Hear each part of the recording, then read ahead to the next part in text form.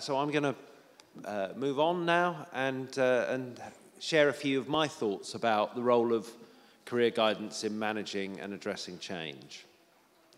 So we live in a society which we're told all the time is moving faster and faster, and it certainly feels like it is. We all have too much work to do, at the same time as we're being told, as we were by Jean-Jacques yesterday, that robots are going to replace us. It certainly doesn't feel like that. And we have quite a few different types of challenge and change that our societies are facing.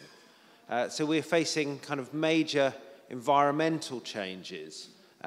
We're facing automation, as we talked about yesterday, increasing amounts of migration. We're facing an aging population in very many countries, although not every country around the world, but the idea of an aging population and often a declining birth rate, particularly in the West.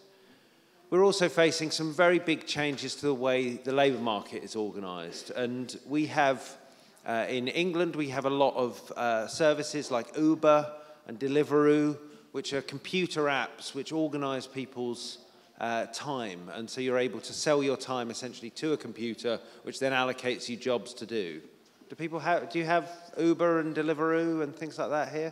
Yeah, okay, so you know what we're talking about. So these are all big changes, I think. And about 10 years ago, Tony Blair gave a speech in Britain where he said, "The character of this changing world is indifferent to tradition, unforgiving of frailty, no respecter of past reputations. It has no custom and practice. It is replete with opportunities, but they go only to those swift to adapt, slow to complain, open, willing, and able to change." And I found this quote recently in a paper that I was writing actually with Ronald and Rhea Thompson, and I thought this was just perfect as a description of the way that we're being told that we need to respond to the changes that we're seeing in our society. Swift to adapt, slow to complain, open, willing, and able to change. And John Harris, who is a journalist who wrote this article up, said that his thought at the time he heard Tony Blair giving this speech was that was fine, but that people aren't like that. And I think that's something that we need to remember when we're telling people that everything's changing and they've got to get faster and faster and they've got to learn more and more and they've got to get better and better at dealing with change. So Mark Savickas and Maria as well was involved in this sort of manifesto for the life design movement, which I think is undoubtedly sort of one of the most dominant forces in the career development field at the moment. And they wrote something which I think echoes some of this quote from Tony Blair.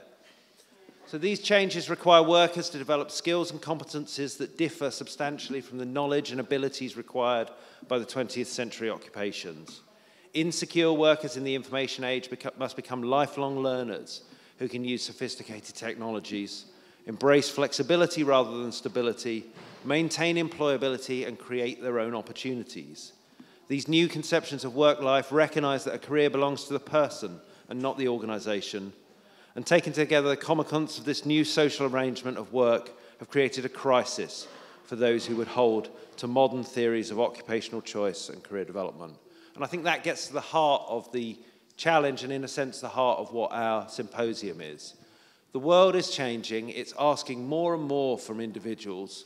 And what it's asking from them is quite different from some of the answers that career guidance has typically given them.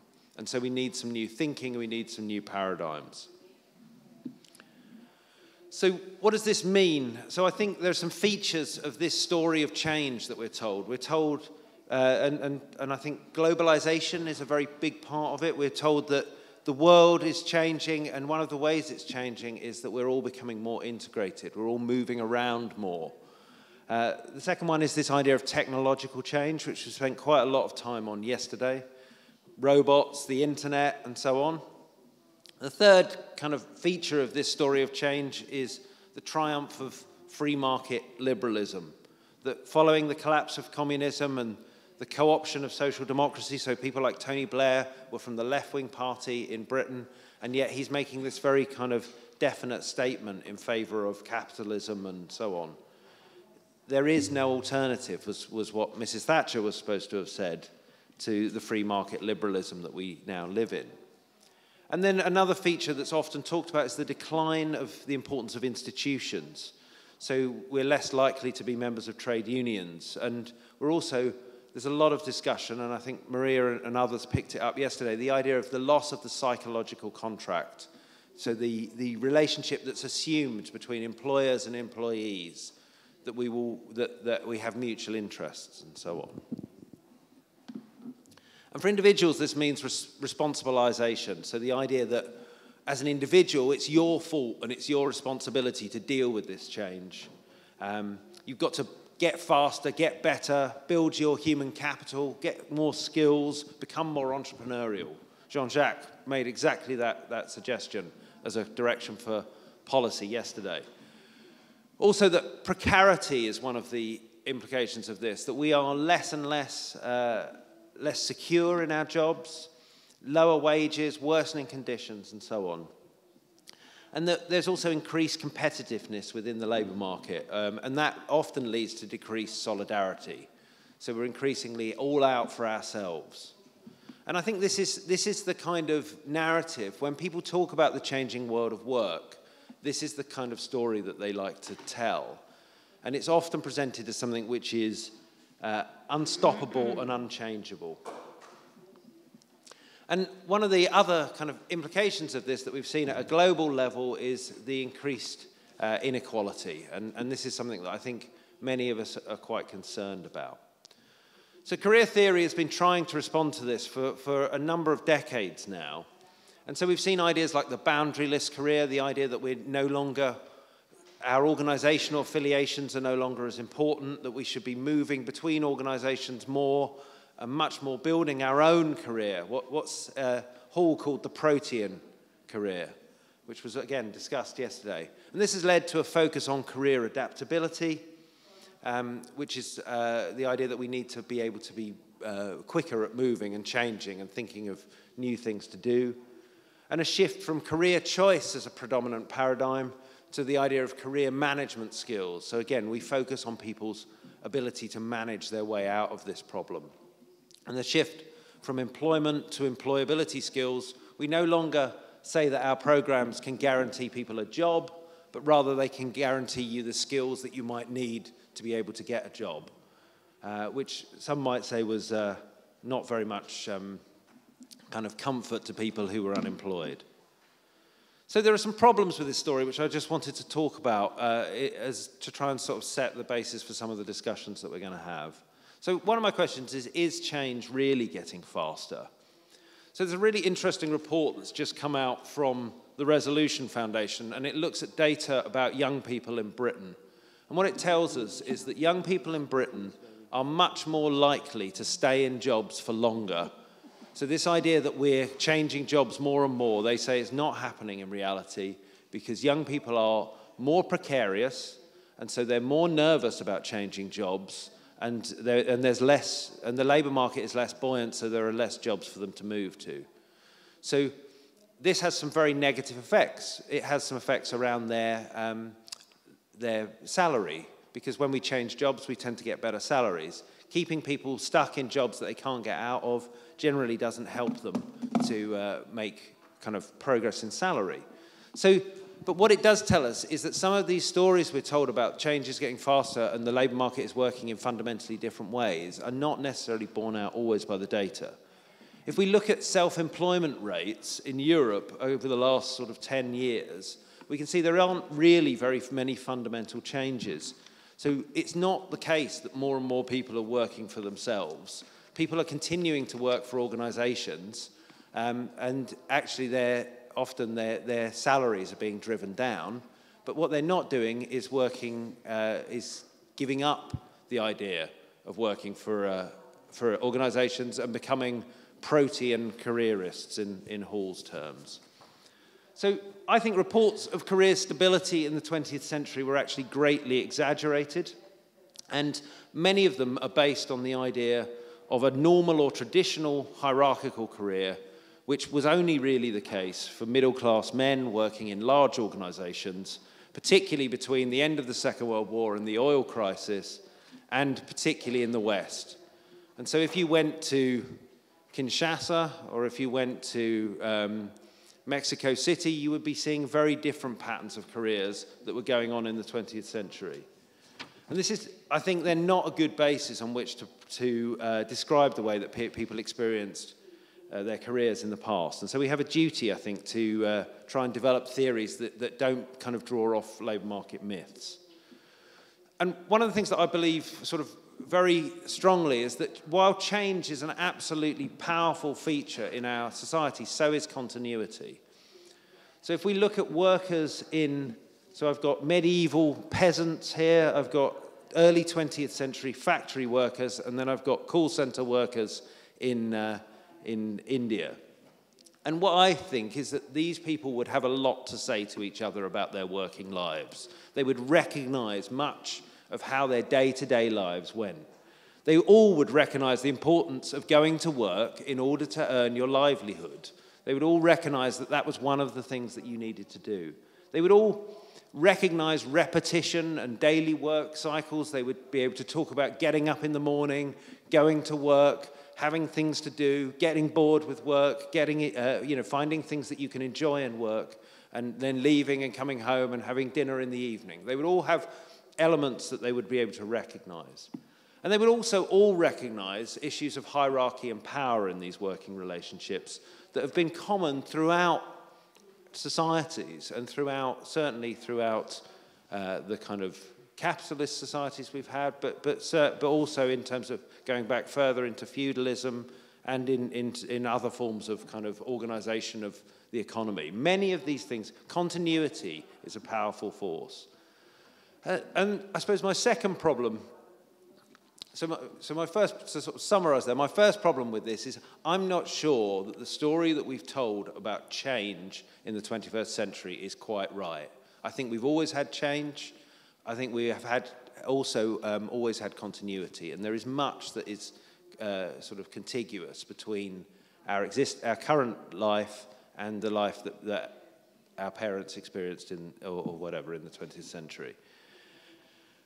The second thing is I'm not sure that these changes are inevitable. I'm not denying that some of them are happening. I'm not denying that we are seeing automation. I'm not denying that we're seeing increasing precarity. I'm not denying actually that we're seeing some shifts in the way the labour market's organised.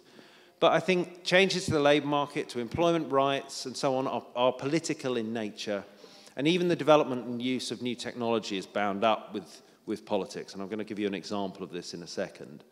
And because of this, they're contestable. And I think one of the questions that we should have is, what is career guidance's role in contesting this?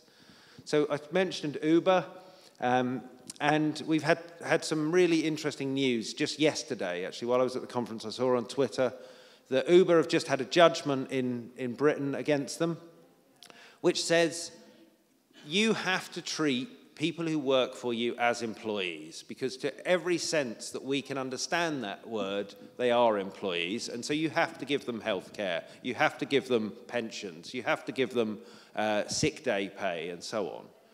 And so Uber's business model, which we were told was technological and was a kind of new way to organise things, and very much fits with these ideas of boundaryless career and protean career, actually is entirely dependent on politicians' willingness to allow the company to make money out of people in this way. And in Britain and in a number of other places, we're actually saying, actually, we're not so sure that is the right way to organise the labour market. Actually, we think having some labour requirements around what you do are really important. And here's another really exciting initiative, which is called People's Ride, which is an attempt to develop a cooperatively owned alternative to Uber. So it's to say, actually, there's some real advantages in the way Uber operates. There's some great things in the technology. The problem is not the technology. The problem is who owns it. And if actually the drivers who drove in that owned it and got the profits from it, maybe we could use some of those technologies in a different way. And so there's an initiative which collectively people are coming together, drivers, technological developers, and so on, to try and design a co-op which allows them to offer some of the similar services, but on a different kind of financial basis. So, change is everywhere. We need to understand it and respond to it, but change is not new, and it may not be desirable.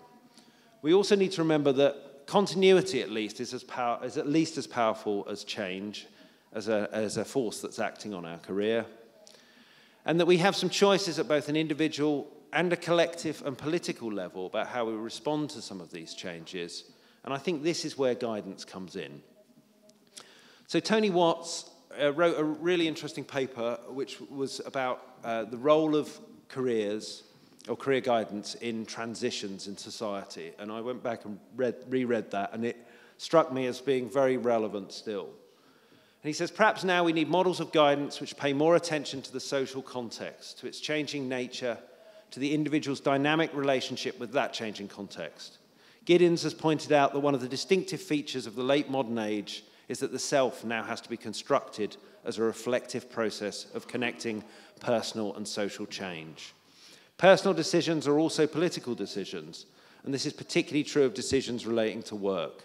Perhaps guidance should pay more attention to helping individuals to explore the political nature of their personal choices and addressing the way in which they can be agents of rather than victims of social change.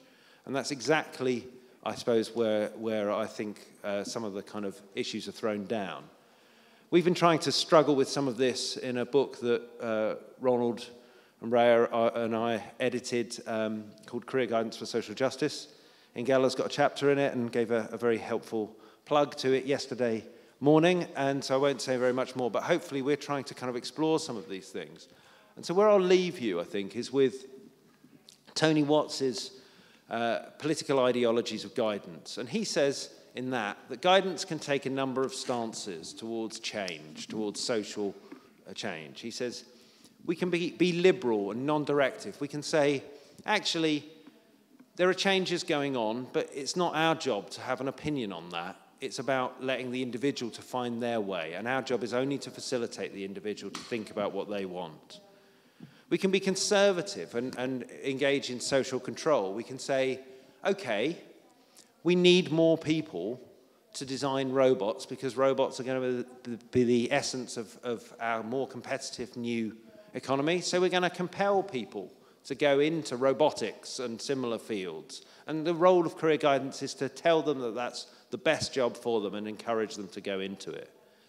We can be progressive. We can recognize that there are things in the world which are unfair, but we can help individuals to do their best within those structures and try and find their way and be some kind of mitigating factor against some of the unfairness, some of the precarity. We can help people to manage those things and do well within the existing structures.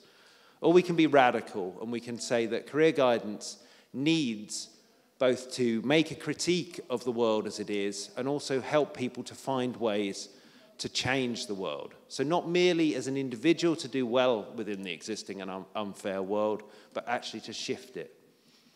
And I think actually this framework is quite useful, and I hope it will be something that we might come back to as we talk through, because there are problems with all of these positions, and I think we should kind of scrutinize them and not just kind of go for one or the other, but think about some of the issues and challenges in them. So I've put the slides on my blog. If you want them, the references and so on that I've used are there. My blog's called Adventures in Career Development. But I'm going to now hand over, and we'll move on to the rest of the symposium. And so I was going to hand now over to Ronald Sultana to give you his reflections on some of these issues around career guidance and change.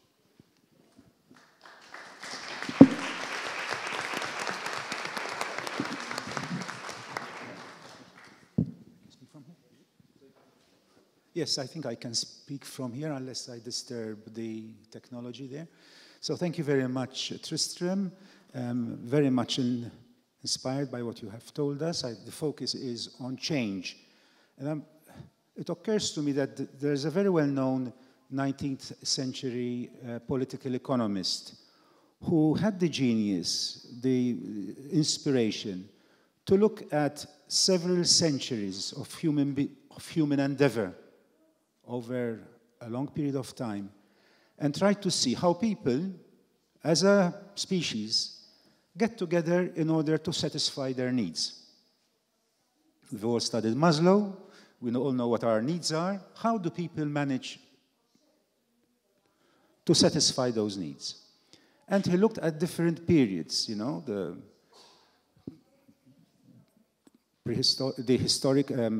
early historic times, then we had the Roman, the Greeks, and then the feudal times. And he came up with a very, very interesting insight. He said, okay, there's a lot of change, but there are two things which stand out that human beings do. They dominate and they exploit. And of course, we all know who that political economist was, a guy called Karl Marx. And I think, despite what we might feel about his legacy, I think we cannot throw away the baby with the bathwater, as the English say. And we try to keep in mind that certainly, despite the changes, as we have heard this morning, there is a certain degree of continuity. And frankly, it is rather frightening as a continuity. I was brought up as a counselor in the 80s when we all studied Carl Rogers. Is Carl Rogers popular here? We all studied how people ultimately are good people. That there is a balance inside of us, and if we're congruent, etc., etc. I loved Carl Rogers on Becoming a Person, if you know that book.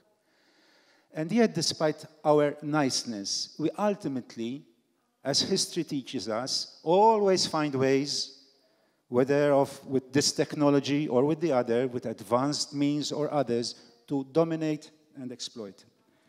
And I think career guidance practitioners, we're at the cusp, we're at that point of helping young people make a transition to independent living.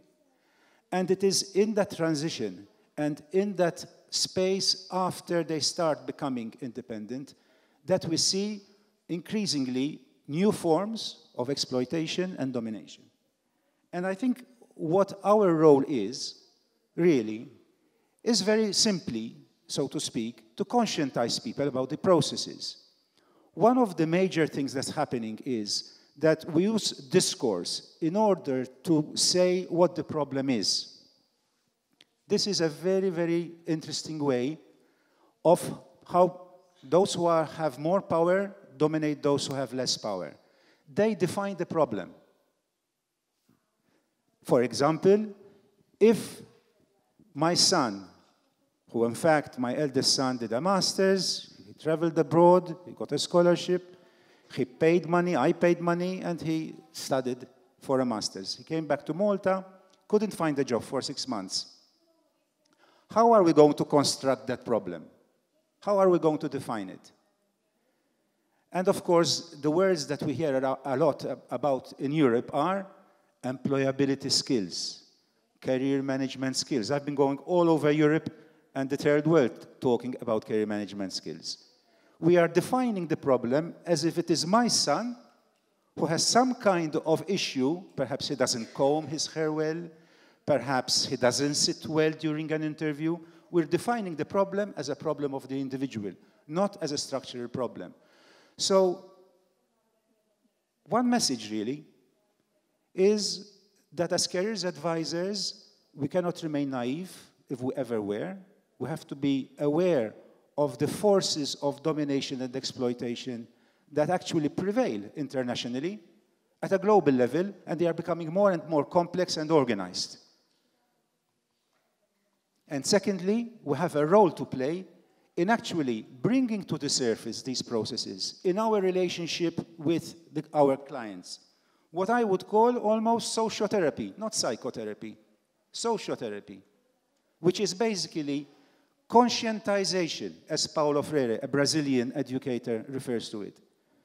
Decoding, understanding, helping each other understand the processes that actually end up working against our own interests.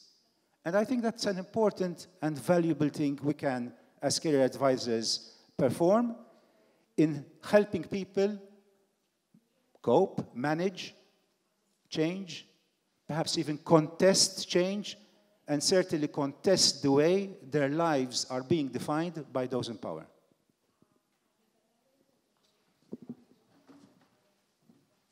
Thank you, Ronald. Can we pass along to Maria? And what we'll do then is take kind of both questions, but also comments later on. Good morning. Thank you for coming.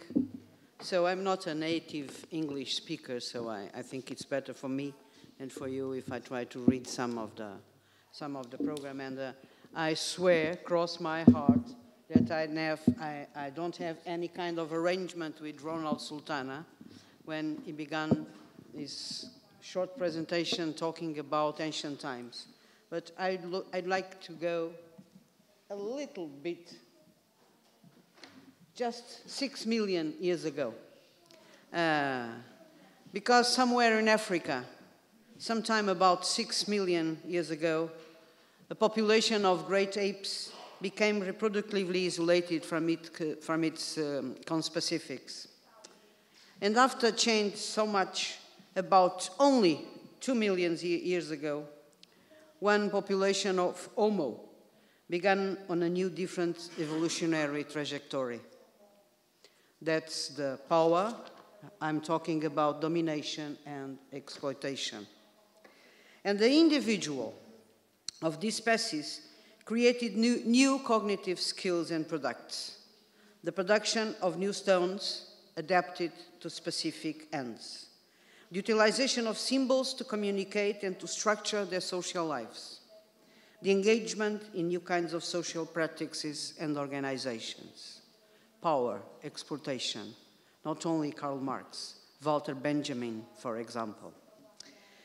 If, from the biological point of view, 6 million years is a very short time period, our problem is thus one of time.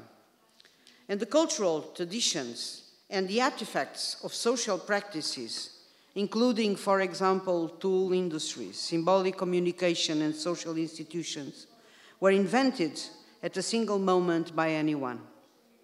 And after a primitive version, users made a modification until a further modification comes along. That's the problem of our field. And the basic fact is that human beings are able to pool their cognitive resources and also cultural and social learning.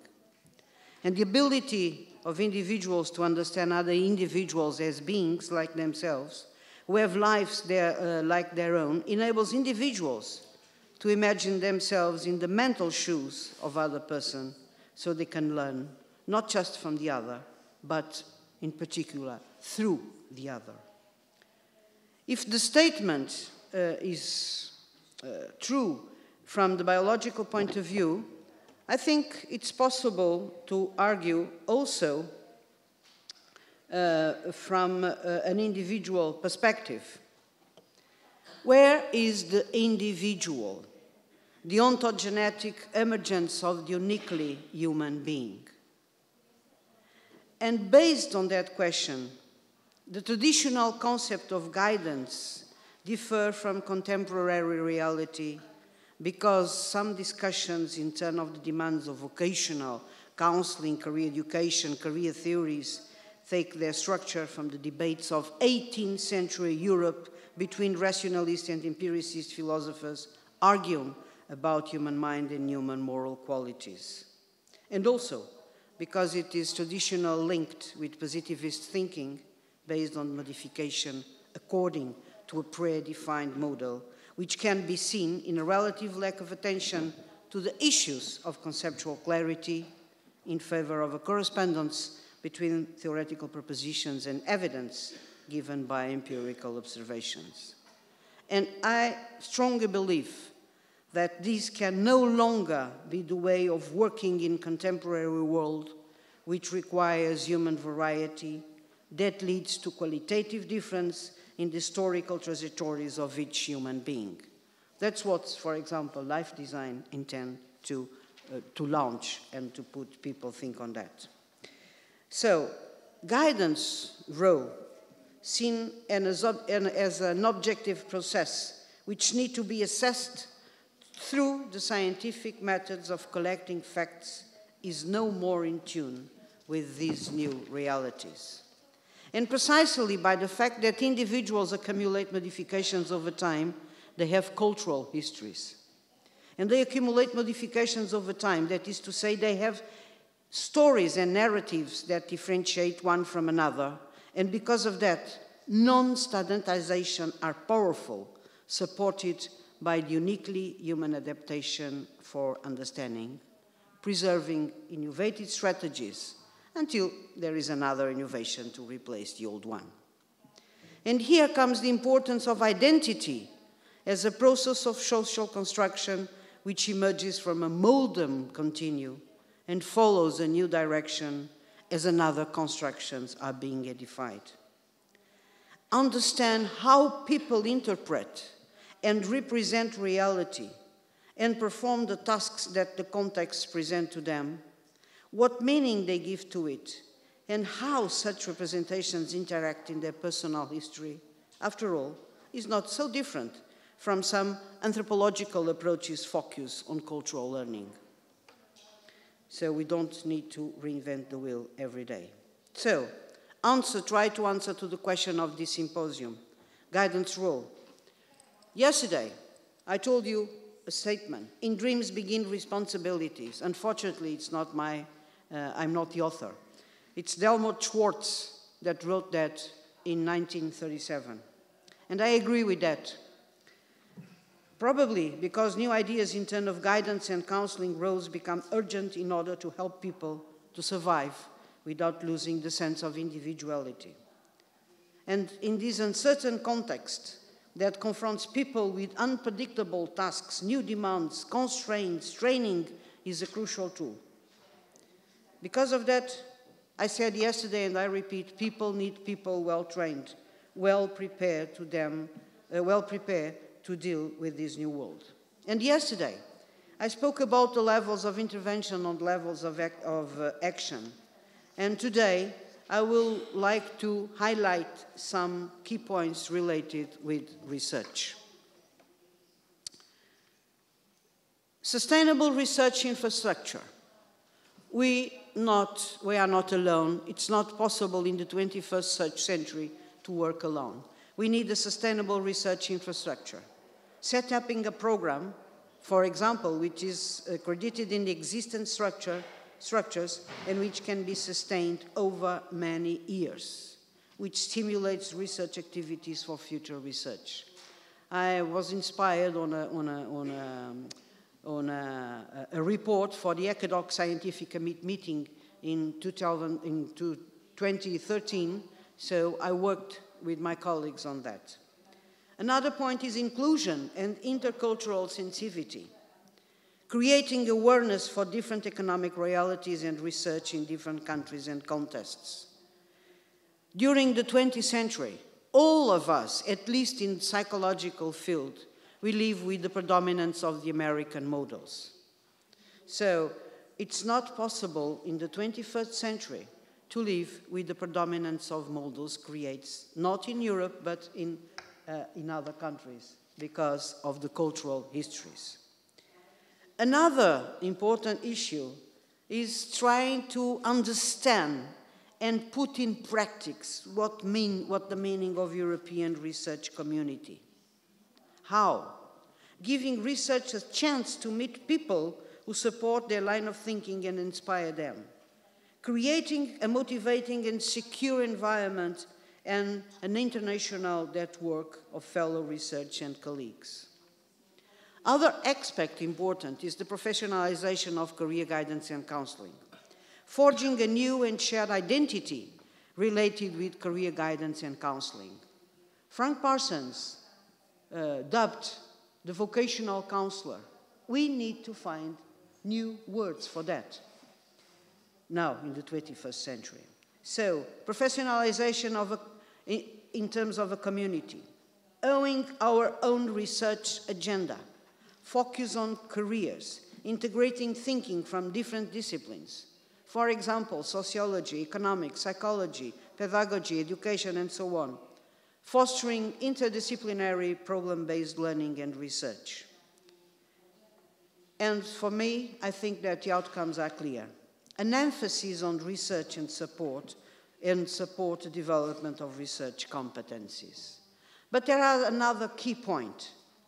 And the key point is we need time for reflection, we need to try to finding a balance, and we need to have fun. Because training excellent researchers, we need to think outside the box. We need responsibility and capacity to dream.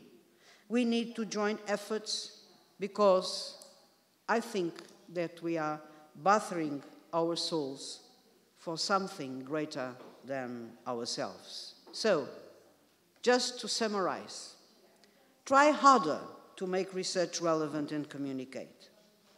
Please reconsider the role of practice. Consider challenge the future and trying to construct contextualized models, which are therefore less descriptive and conceptually solid. Try to face career issues as a process of continuous interactions, which helps in the resolutions of problems. And from the theoretical will arise the use of intervention methods and techniques. The development of self-knowledge and ecological variables, facilitating or inhibiting in decision-making process, help in the application of strategies, for example, career strategies, organizational issues, social themes, and implies, of course, the need for a paradigm shift, from fitting person environment to fitting suitable the person to new contexts. And it's difficult, but I know it's possible. Develop a process of learning which specifies the components of knowledge acquisition and the level of experience needed for this knowledge to be applied. And reconsider that theories are not gods. Theories can be used and must be used as clues to help understand how people go about to construct their lives. And at the end, if researchers and practitioners were able to interpret the new productions of new stones adapted to specific ends, describe utilization of symbols to communicate and to structure social lives of each individual, and promote the engagement in new kinds of social practices and organizations, well, perhaps, altogether, we are able to face the challenges with what we can do, promoting in that way a sense of shared citizenship. And that means also putting our field serving humanity. That's our job. Thank you.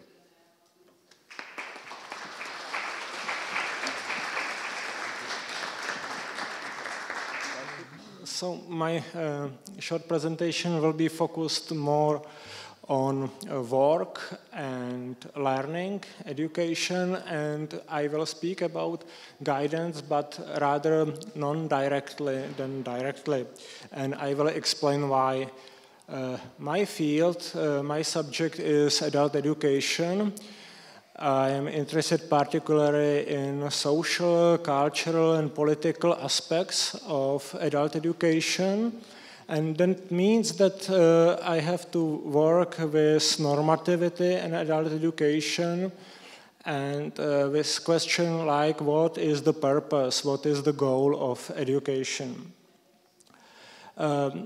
I'm also interested, as I mentioned, in politics of education, and politics means many things.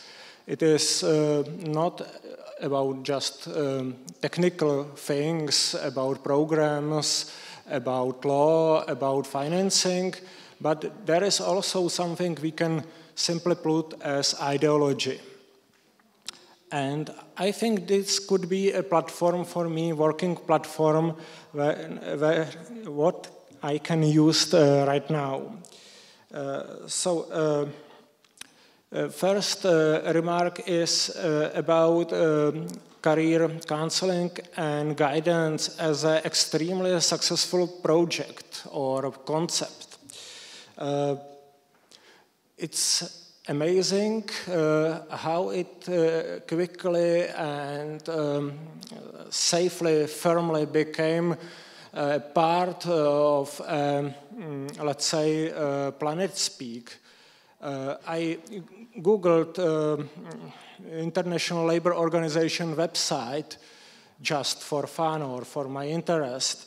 And I found out 217 results focused on career or mentioning somehow career counseling and guidance just for year 2017. So in 10 months of this year, International Labour Organization published more than 200 materials that involve or work somehow with this topic. Then I move into the website of the Directorate of European Commission that deals with things like employment, social affairs, and the result was similar. I didn't filter the years, the dates, but generally I found more than 250 materials that involve the concept or work with concept problems of career guidance. And how it is that this concept is so popular, so frequent, so visible? And I think that the answer is, again, not surprisingly, change, work, natural, simple. But I want to a little bit debate critically and in more details the character of work today. And I am going to work with help of German social theoretic sociologist Ulrich Beck.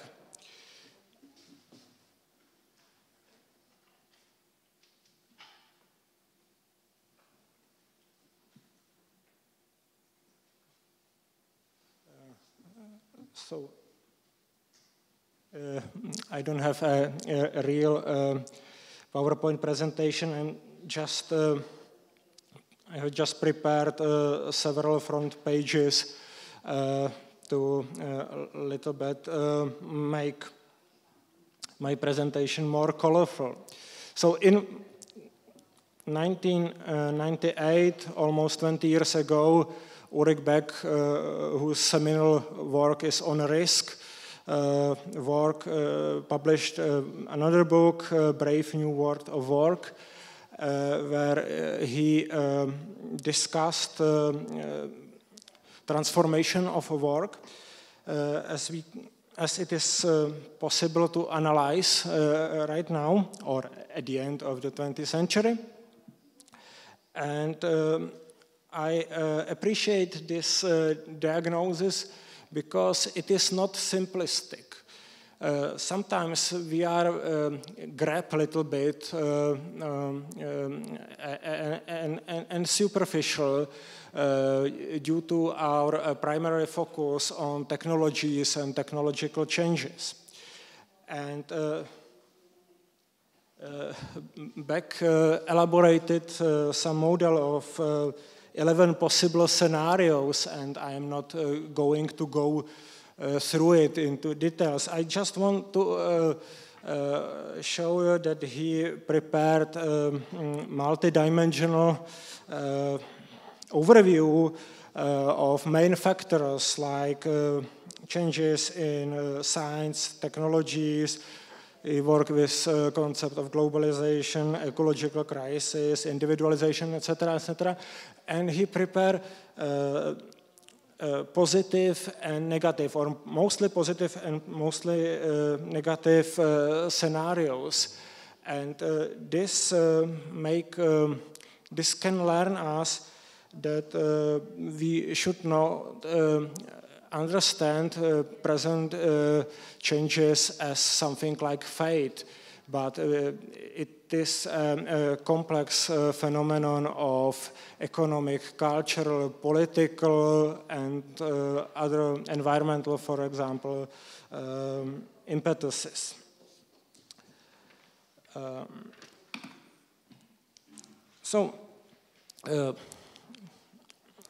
Ulrich Beck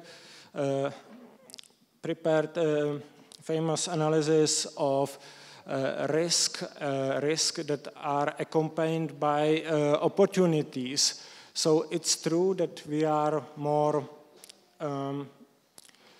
free, but we are at the same time face risks, or risks are the price for our freedom, and Beck call it risky freedoms.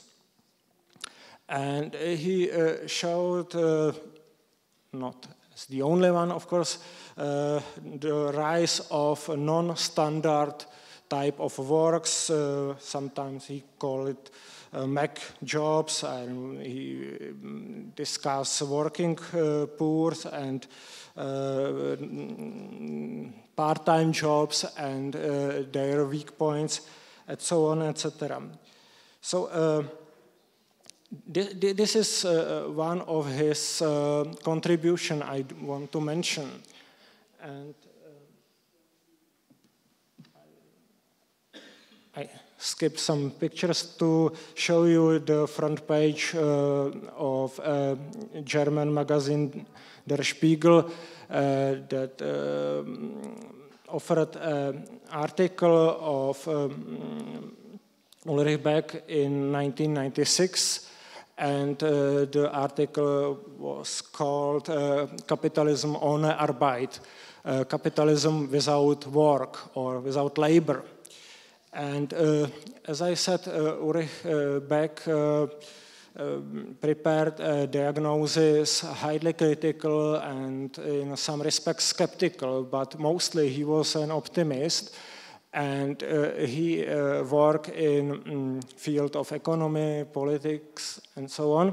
But his approach was, at least in my understanding, based on social constructivism. And for him, the crucial thing was our ability of new understanding, some redefinitions, some rethinking of basic concepts, basic institutions, basic phenomena that are firmly and naturally present in our lives, like family, work, politics, science. And Ulrich Beck was very, very political, so he stressed the importance of political aspects of work, and he offered also a positive view and the solution, or at least not a firm and elaborated answer, but just at least indication, was the widening concept of work. And if you look in a situation as work is not only discussed but practiced in contemporary world, we can see blurring some borders or mixture of styles of work. We can see rising importance, for example, of volunteering. Many firms, company deals with volunteering of their employees. On the other hand, the NGO sector became more and more professionalized. We can see the rise of non-standard work, part-time, the mixture of student life and working life, and people of the third age are also more and more frequently somehow involved into the labor market. And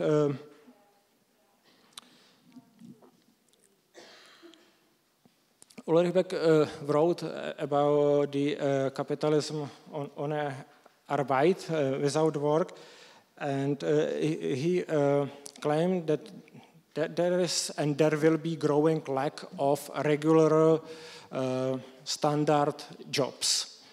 And the answer and solution how to deal with this situation is recognition of another types of work in family, in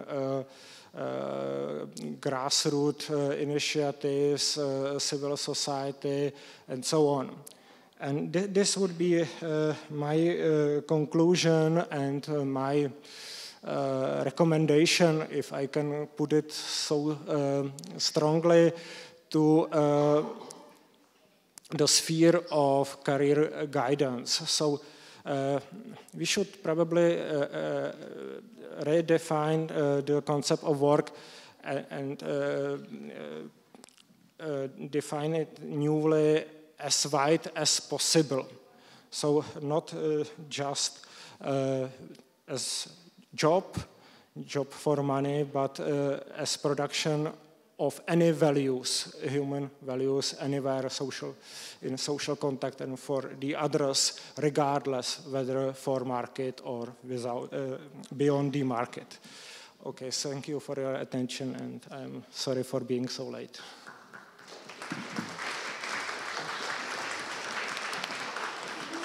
Very good.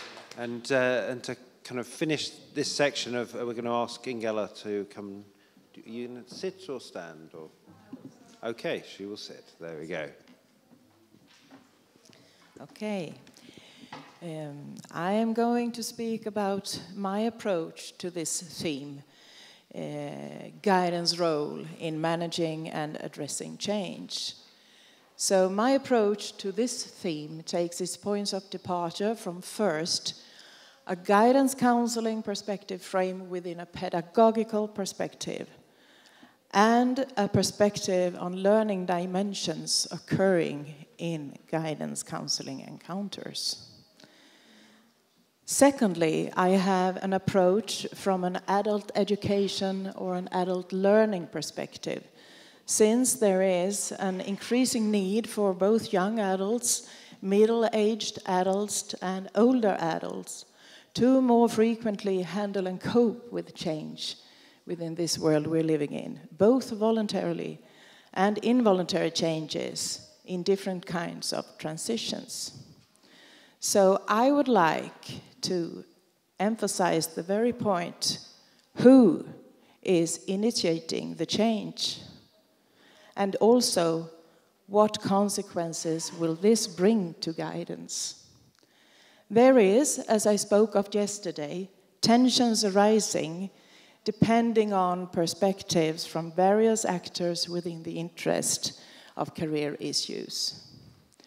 There are also tensions arising depending on how we approach change and the learning processes that occurs when people are experiencing personal change and personal development.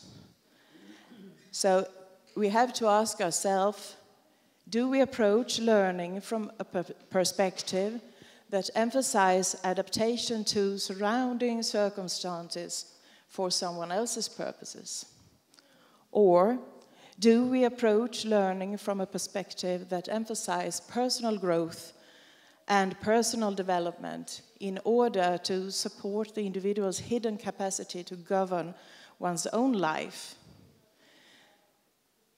Guidance role in managing and addressing change depends on whether we define the guidance profession as located within the human service professions, or whether we find ourselves caught up in a process of marketization of the profession. If so, we might address change from someone else's perspective than the individual's perspective. That is, if we are supposed to guide on behalf of someone other than the individual, another overriding client who has specific goals to fulfill. So shortly, is career guidance when we are addressing change for the individual or for the market? If we regard the individual as the goal and not as a means to achieve other goals, we need to regard the role of guidance from the perspective of the individual. And then we need to develop strategies to support individuals to strengthen their hidden capacities to govern their own lives. However, there is a difference in how we view the focus on the individual. I do not claim that we shall follow the individualization discourse that is emphasizing the sole responsibility on the individual. We shall focus our support on the individual by understanding the individual's needs and situation which is occurring in relation to his or her social context in change. I believe we need to approach the issue of change and also the issue of how to support people's personal development and change from insights in the challenges people are facing when they experience that they're taking for granted world, or they're taking for granted practices, values, approaches, strategies, or whatever, suddenly are challenged, and they find themselves in sensations of disjuncture. So we need to support the individual when he or she is experiencing some kind of a loss of meaning. Such a loss could be a consequence of the loss of the social contract or the psychological contract between the employer and the employee. And such a loss could also be a loss of a previous taken for granted meaning. So we need to support people in these situations. And if we turn to our attention to change, there are a lot of complementary theories that can support us in understanding the issue of change. Perhaps we also need to add in more theories into our understanding of people's change, and then continuously develop supporting methods in each specific situation. There are several learning theories that might be good contributions to this understanding of what the individual is going through in each specific situation. Only when we really, really understand the person's need and situation, we can be more supportive. I also yesterday spoke about the shared responsibility among all parties involved in career issues. I believe that we, within the guidance counseling practice, we need to straighten out and clarify the role of guidance in change within this relationship and shared responsibility, and to emphasize also other parties involved in the process of change to do the same thing. So the issue of responsibility, I believe, cannot be skipped. So I believe that we can develop our support to support people to understand their being and their new becoming when they are experiencing change. So we have to develop our knowledge about how to understand people's thinking systems formed socially in their context. And when they are challenged by change, these thinking systems are challenged. So we need to understand these thinking systems and to help them to explore and develop new thinking systems so they can find meaning in this new situation again. So that's...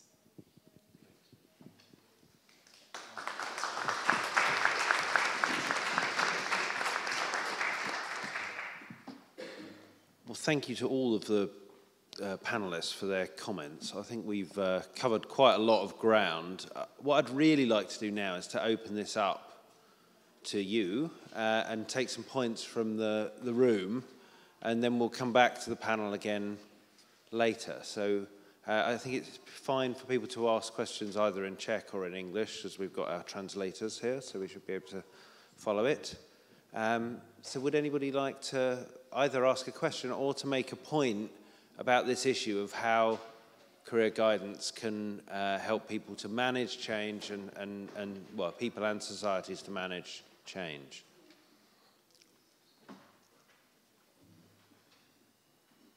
Do we have anybody willing to start us with some thoughts?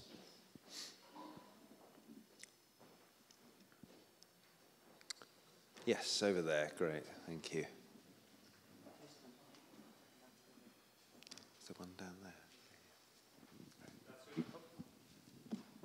Pracujeme pre Slovenské úrady práce ako odborní poradcovia a stretávame sa väčšinou s tým, že aj ak chceme prispievať nejakým dielom k tomu boju za sociálnu spravodlivosť, tak sme konfrontovaní s veľkou nerovnováhou sily medzi jedincom nezamestnaným a trhom práce, spoločnosťou, zamestnávateľmi. Máte nejaké konkrétne príklady, panelisti alebo kolegovia, toho, ako konkrétne by mohol poradca na úrade práce, čo konkrétne by mohol robiť? Great, thank you. I think there was another point over here somewhere. Yeah.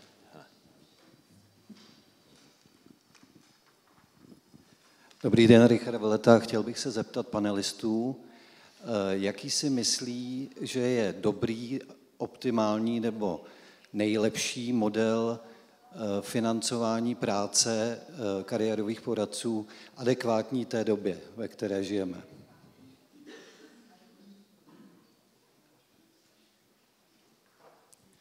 Great. Okay. And should we take one more?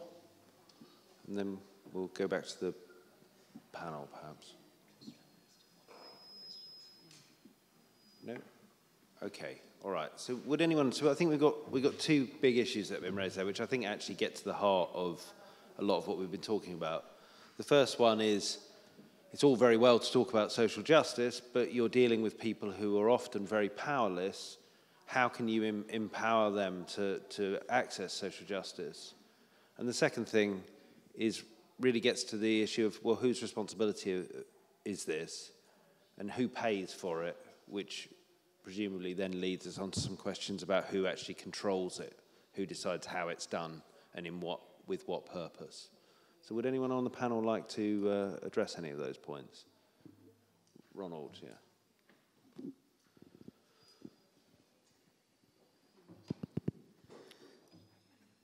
Thank you for your question. About the employment advisors and the relationship that they have with their clients.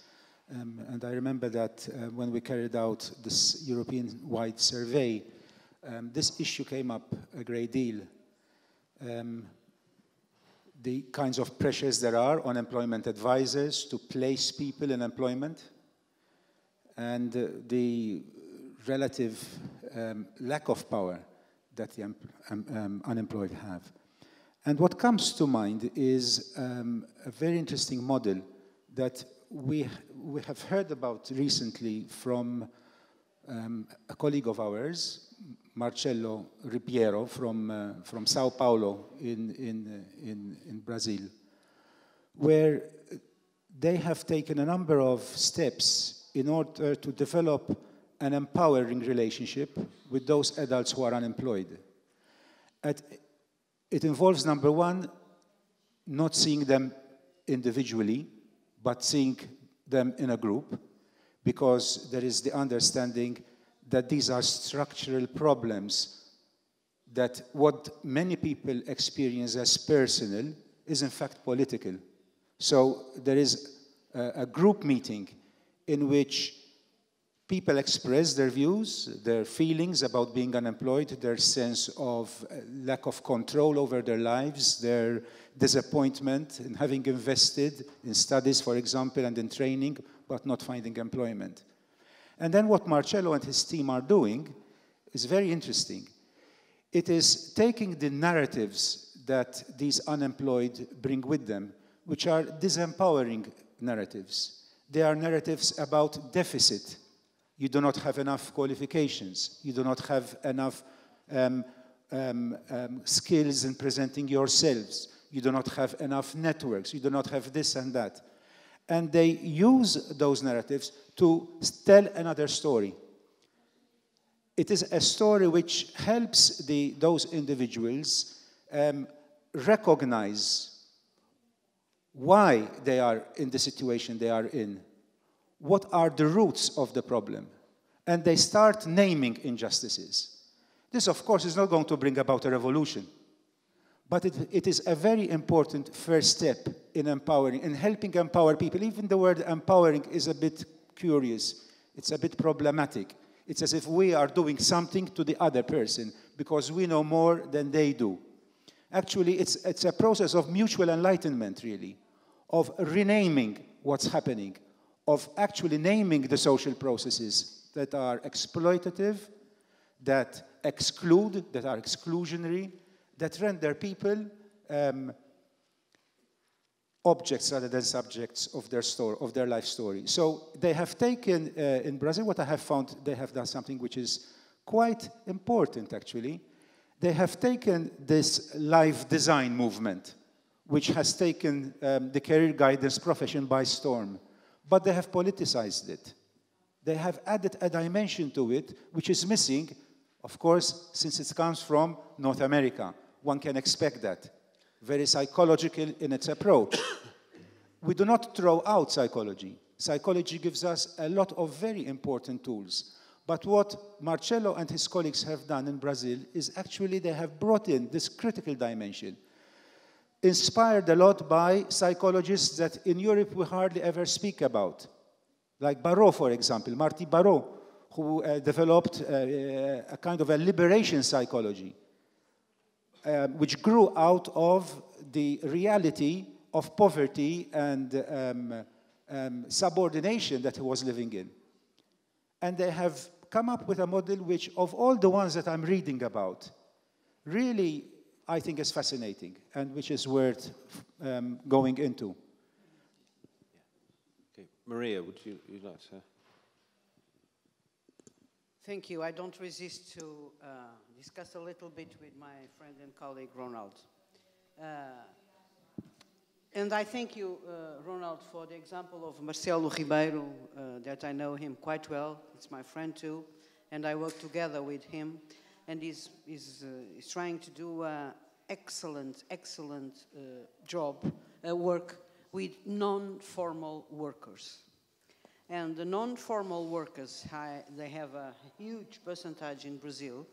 And they, the team and Marcelo, they try to take advantage of a theoretical model. That's life design counseling. And that's because of that I insist very much we need to know quite well the model just to deconstruct the model and reconstruct the model again according to the contexts. Ronald talked about they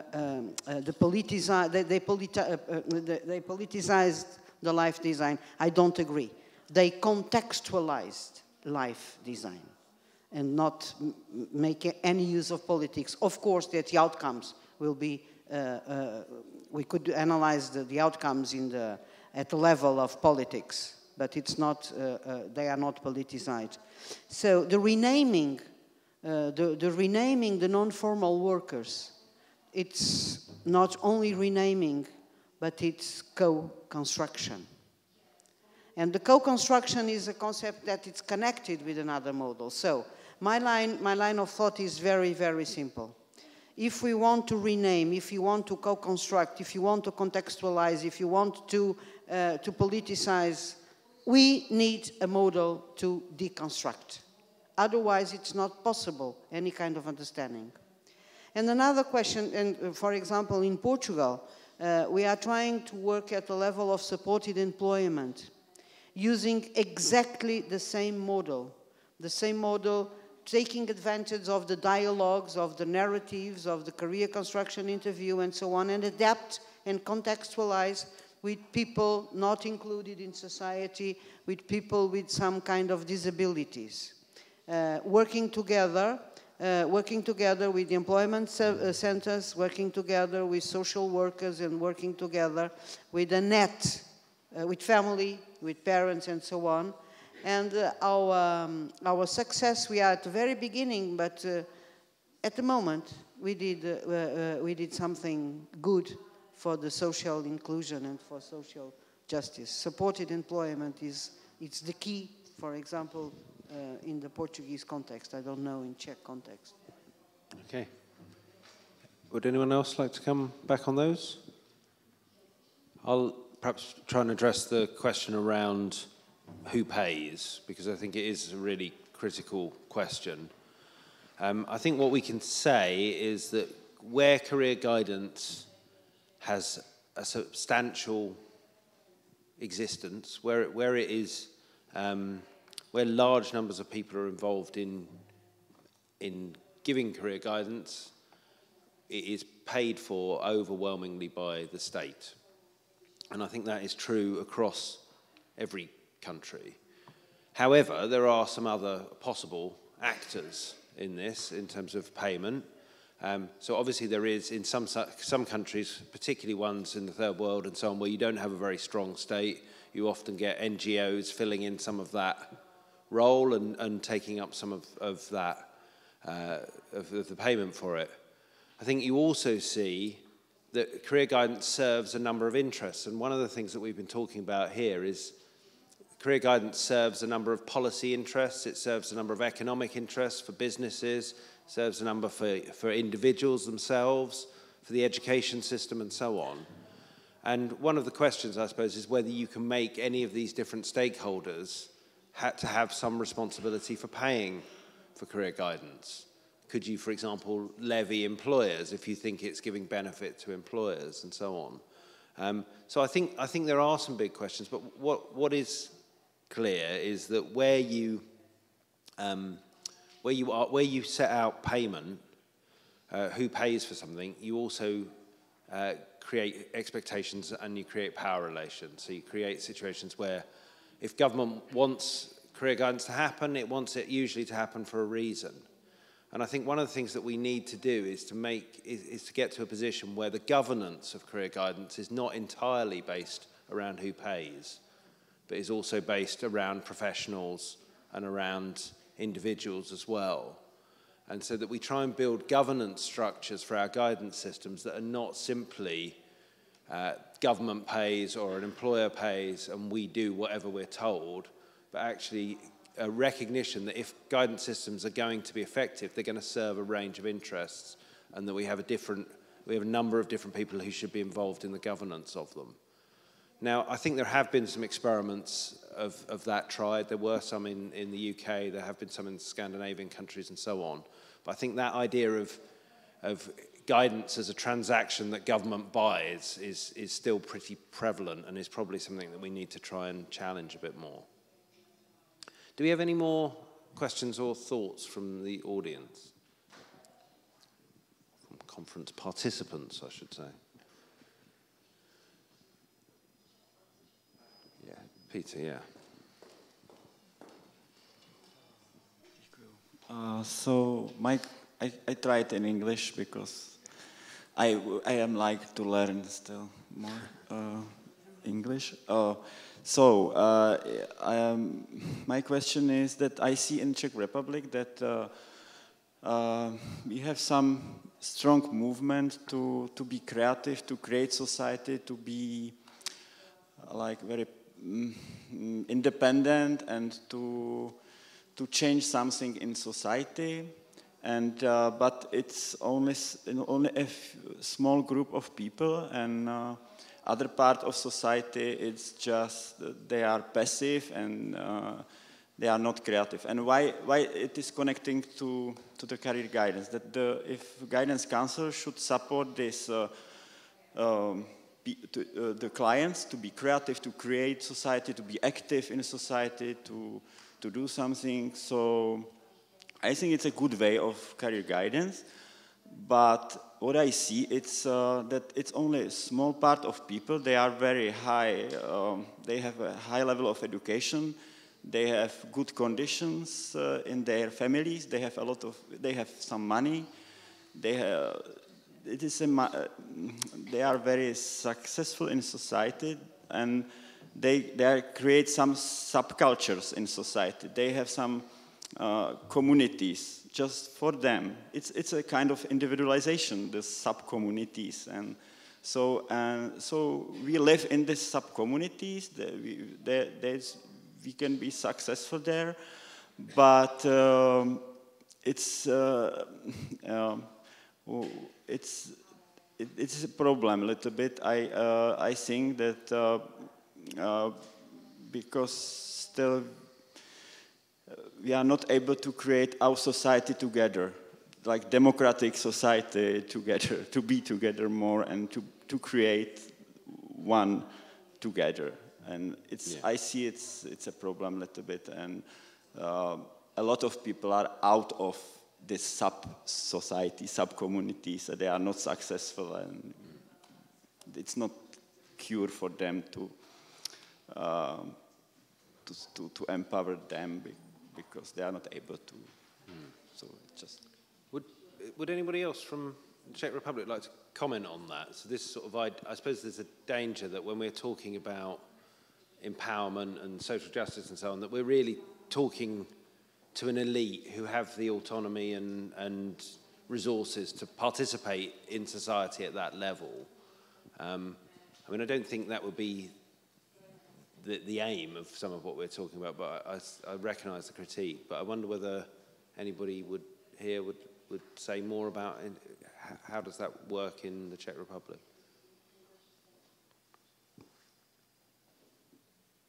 No? Okay. So I wonder whether... Oh, are you going to come in? Yeah, yes. We have a willing volunteer. Hello, maybe only several thoughts. I agree with this, what you have said. I would only add that I see the gap between the people who really are able to get good quality of career guidance and the people who are not able to reach in this service.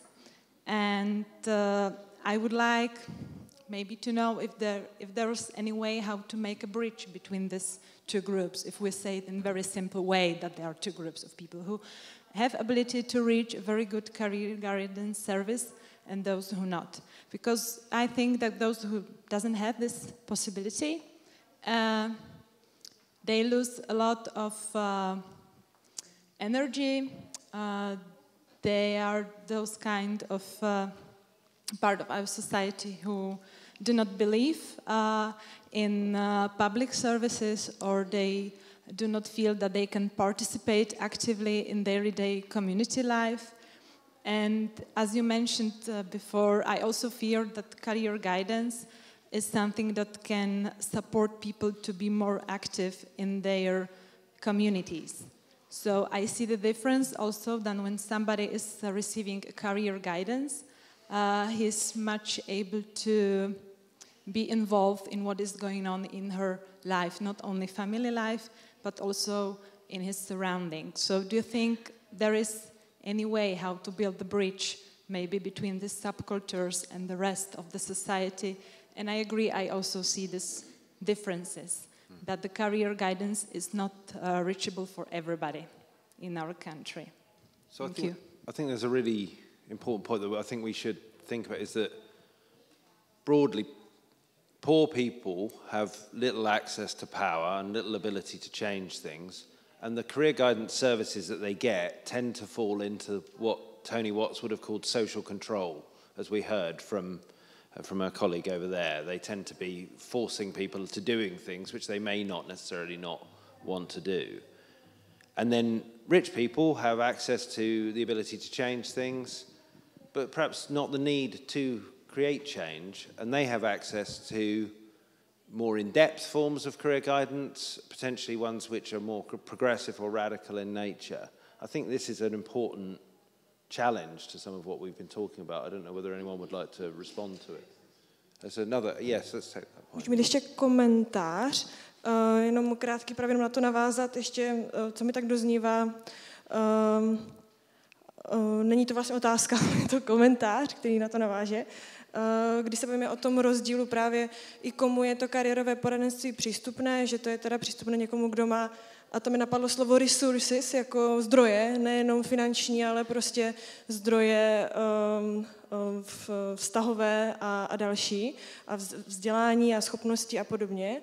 Tak jenom takový zajímavý point, který jsem zaslechla teď před měsícem na konferenci právě v Padově, která se zabývala decent work, equity and inclusion, kde někdo krásně vystihl ten rozdíl, že v poverty, v chudobě, kdy jedna skupina lidí řeší poverty ve stylu, že nemá tu chudobu ve stylu, že nemá zdroje, aby třeba si mohla dovolit vysokou školu. A pak je tady skupina lidí, která nemá zdroje, aby si mohla dovolit chleba. Tak to je jenom takový ten rozdíl, s jakými skupinami se tady potkáváme, a vlastně to je pro mě i zásadní otázka, komu to kariérové poradenství teda slouží a kdo je ta hlavní cílová skupina a jakým vlastně způsobem to kariérové poradenství může pracovat s touto skupinou, která nemá žádné vůbec zdroje. Great. Thank you. Maria, did you say you would like to come in? Thank you, because I was given the example of Padova. Ronald, he was there too. And that I think it's a very good example. I agree with Peter, but I think that we need to support in good practices and good examples. One example, it's what the work done by Larios Institute at Padova University, trying to promote the social inclusion with specific programs for children, youth, seniors. It's important to follow that kind of examples. Another example is the work done in Brazil at São Paulo with Marcelo and his team with non-formal workers. Another example is the work done by Kobusmar in South Africa with these very, very disadvantaged populations. So the bottom line, we have a bottom line, and I repeat what I said yesterday. For me, it's very clear that only in democratic societies we can improve career guidance services. Because if I don't have information, I cannot decide. I am not free to decide if I don't have information. So the first step, we need to inform people, and we need to give some conditions to people to participate in our a kind of education for citizenship. I think that's the two most important pillars when we talk about career guidance. Because career guidance, we can do that on career guidance, launching, for example, services, launching structures, and put at these uncertain times, put in another level what is really counseling. So our major concern is to how can people may exceed and may have some opportunities to consider the information, the freedom to decide, and the freedom to construct life projects. Because everybody knows that long career is dead, long live the career. Yeah. Douglas Hall said that in the 80s or 90s. Yes, that's the linear career is finished, even at university levels. That's incredible, but that's true. Even at university levels, the career is finished. But we're going to pay a very, very, very hard price. So what we need to prepare is with programs to prepare people to construct life projects, to enter in a project and leave the project and enter again and leave again and so on and so on and so on, with one most singular aspect, that's the freedom to decide. That's because we need democracy to put all people participate that. I don't know if you agree with me. But, Should we take, Ronald was wanting to come in. Yes, just a few reflections on what we've been hearing here. I think one reflection that comes to mind is when we talk about people who, in the past we used to call them subaltern, or those who are, you know, poorer, come from modest backgrounds. There's different ways of referring to them. We have to be careful not to assume that they don't have resources. Because that kind of language, which ultimately leads to a deficit kind of approach, assumes that we have what it takes and they do not. And that can be disempowering in itself, I think. I think people do have resources. Of course, they are under structural conditions of limitations that many of us more privileged do not suffer from, but we must not assume that they do not have resources. I think that's an important first reflection, which kind of also conditions the way we think about such groups, but also in the kinds of strategies that we ultimately develop. A second problem I have with when I'm thinking about what can we do is that we assume, again it's another assumption, that what we offer, what we call career guidance, which is a social practice that we have invented over the past 100 years or so, we assume that what we offer is relevant to them. And that's a big assumption. It has so many assumptions in that unless we actually problematize it, we can run into very big difficulties. One of them, for example, is that work is the center of our lives. For many people, it is not. For many people, work is just something to put, you know, things on the table and let's get on with it, because the rest of life is life, not work. Unfortunately, in many ways, because a lot of work we have is not decent work. It's actually indecent work. Another assumption is that we need to have a life project. For me, it makes a lot of sense. For my kids, the way I've brought them up and the way I relate to them, it makes a lot of sense. What are you going to do when you grow up? Now that you have grown up, what are your plans for the future? So we have to be very careful that we do not make these assumptions. One big assumption, of course, is that all of us work in the formal labor economy. Maria mentioned the Brazilians, many of whom work in the informal or underground or gray economy, call it what you will. Across the world, the ILO tells us that about 50% of workers are in the informal economy. And 90% of all those in micro and small enterprises are in the informal economy. Yet, practically all our theories of career guidance relate to the formal economy, not to the informal one.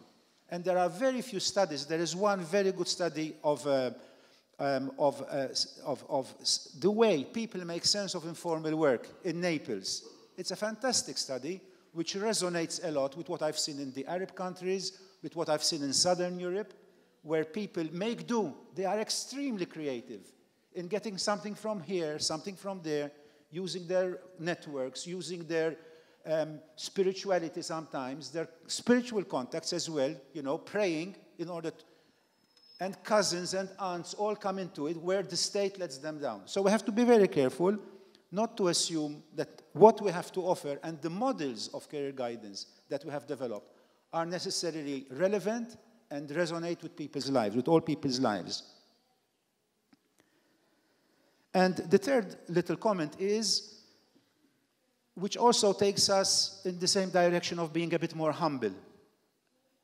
It's before we can have a lasting and positive impact on people's lives, we need to understand their realities, which links us to be careful when we make assumptions.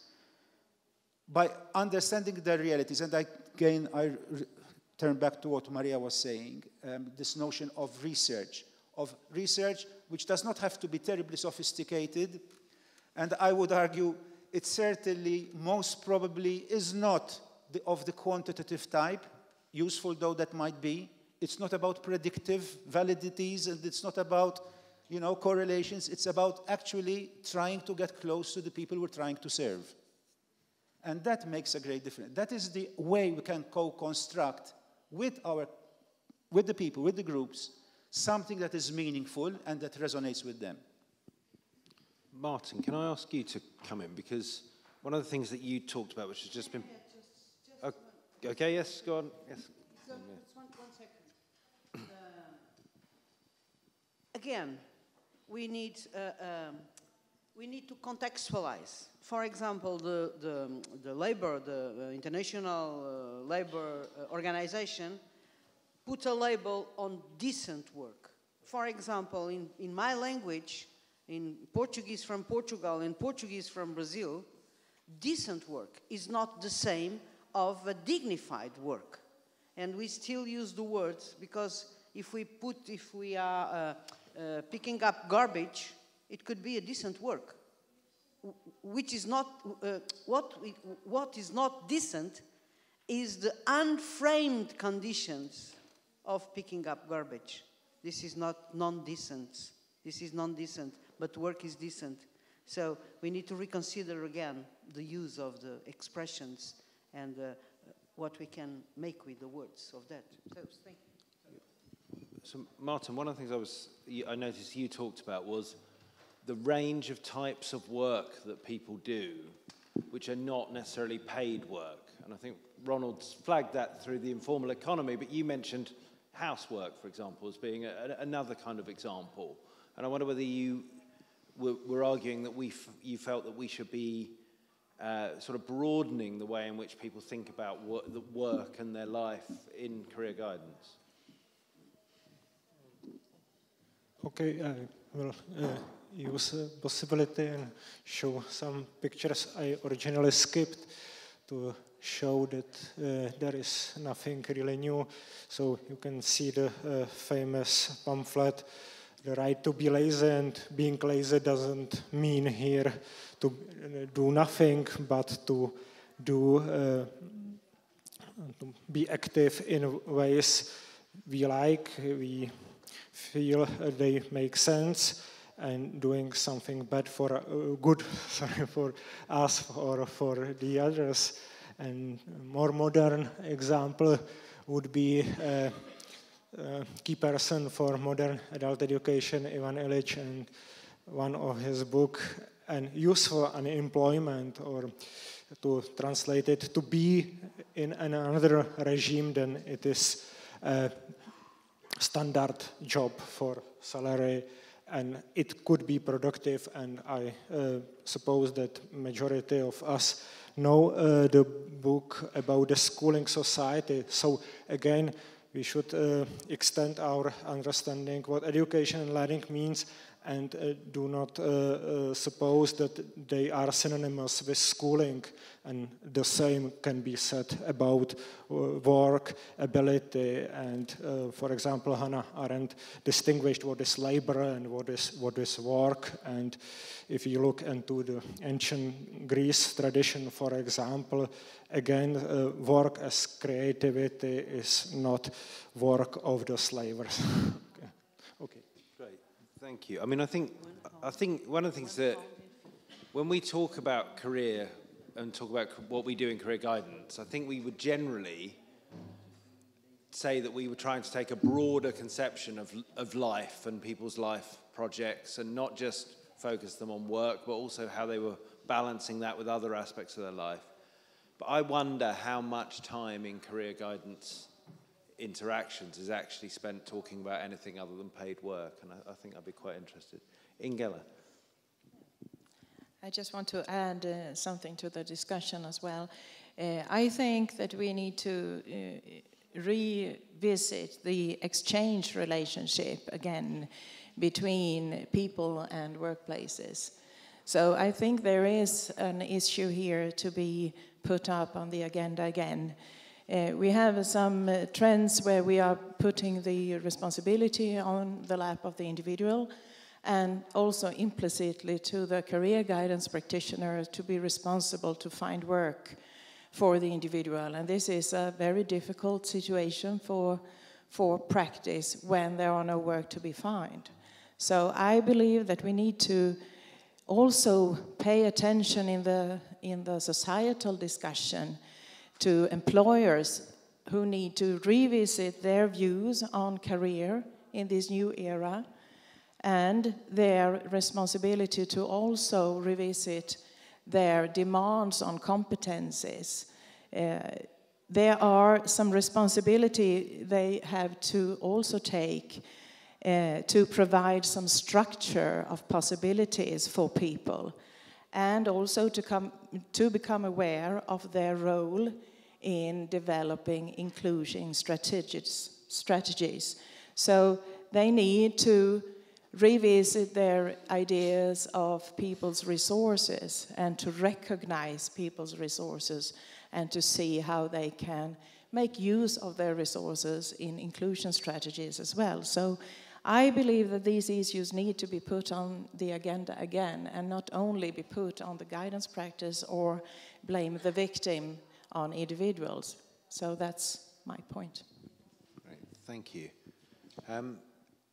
Should we take, yes, we've got so let's take 2 or 3 more points, and then I think we'll probably have to wrap up at that point. So,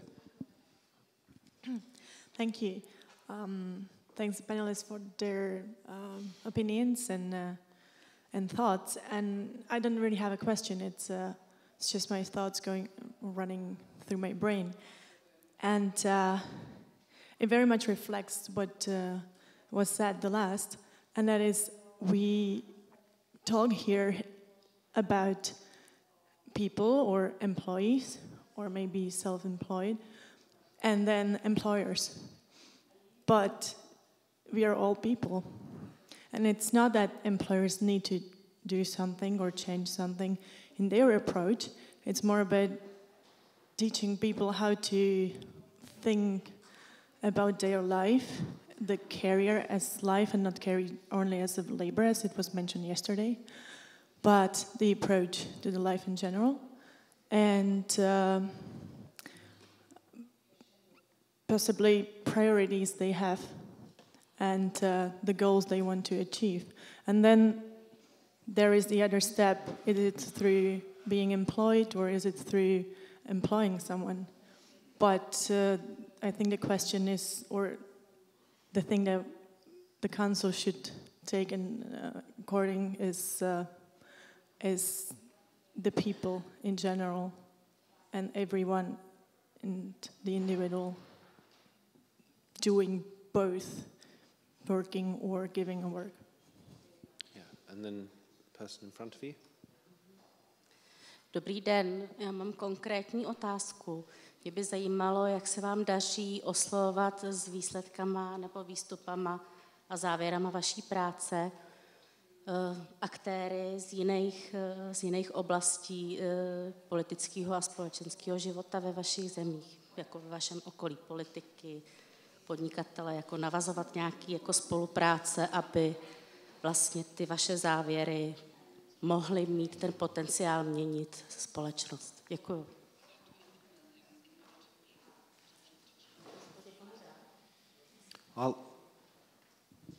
So was there was one more point, was there? Okay. Great. I think we're going to have to kind of move towards the end, so I'll just make some final comments. I think that to pick up that final point, and I think it was actually something that Maria raised, which is very important actually, which is this idea around, I think where you start is what's the role of the profession.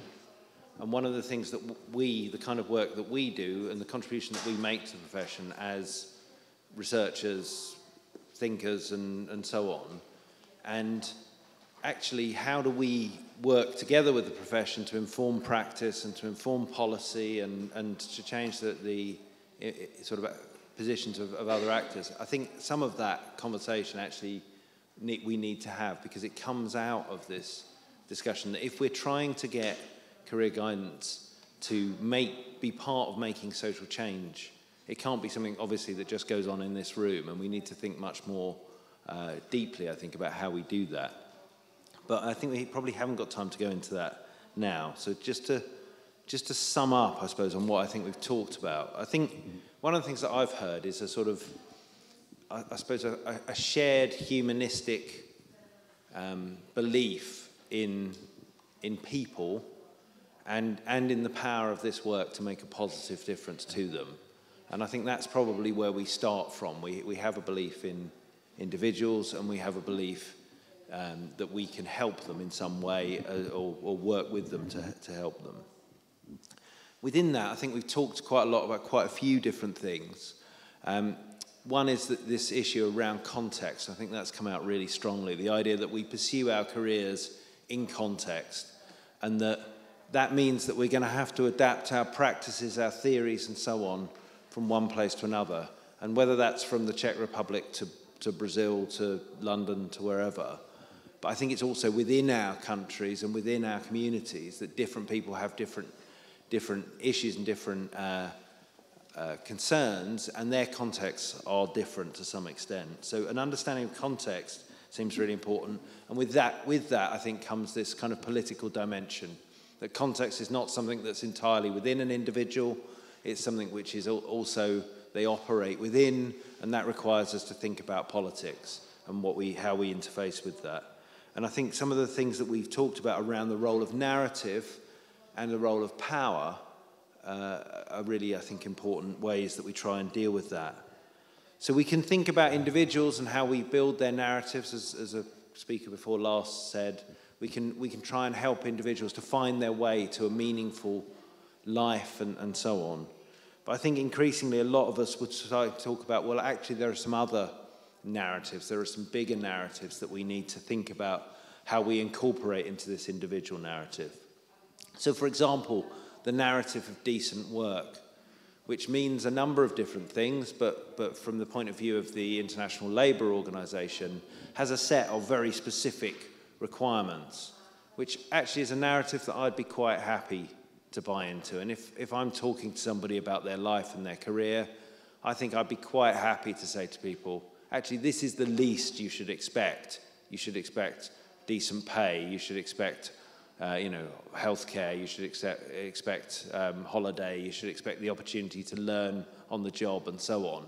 I think there are some things. Now, not everybody might be happy with that, and not everybody might be happy with imposing that as an external narrative onto people. And I think this is where some of the tensions in our work come.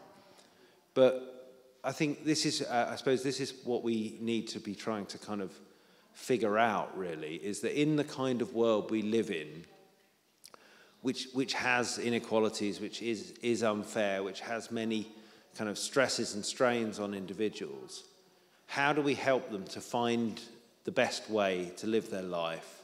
And how do we help them the best way to sort of self-actualize and achieve what they want to achieve out of their life? And how much of that is about us first challenging them and helping them to build a more critical understanding of the world around them, so to shift their identity, shift their ideas about what's possible, and how much of us is actually about us moving beyond focusing simply on the individual, but actually to moving into more kind of collective and political forms of action and representation and advocacy and so on for our clients and so on. We don't have the answers, as we've clearly demonstrated, but I think we hopefully have asked some interesting questions which we'll be able to carry on exploring through lunch and into the afternoon. So thank you, everyone, and I hope you found some of this symposium interesting and stimulating.